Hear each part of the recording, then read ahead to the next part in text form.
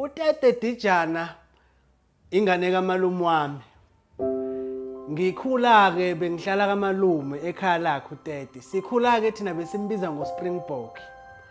Ngingasho ukuthi lento yakhe yokugijima yaziveza kusuka emncane ngoba emndenini nje kamalume waba ingane yokuqala ukuthi akwazi ukuhamba eno4 months.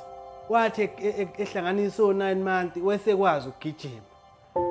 Emncane nje ngisho makuthiwa sayidlalela egcekeni, madlala imidlalo le enokuhubhana phakathi, wevela gijima afika kudlula. Noma wemdala kancane kumina kodwa nganginakho ukubona ukuthi lo muntu ukhona into ekhona ngaye nokugijima.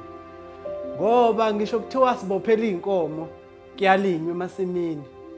Inkomo methi meke yaphuma ejokeni, wayegijima ayifica azayidlula inkomo imfice sephumulile le phambili.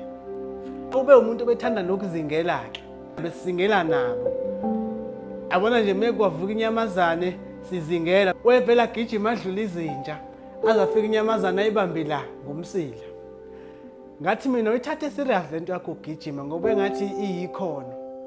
Waqala lapho wangilalela ngoba ngiyakhumbula ukuthi wathi menza ugrade 2 wawina kunencompetition esikoleni.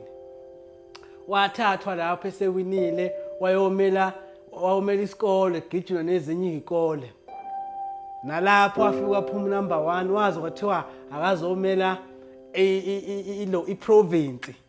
So woqhubekile yena le nto ukugijima wazi wafika lesigaba siso ke sokuthi usegijima iComrade Marathon ngoba eyiwinile nje namhlanje. Nakhona ngamtrainer ke mina bengiyitrainer yakhe nje lokugijima kwakhe.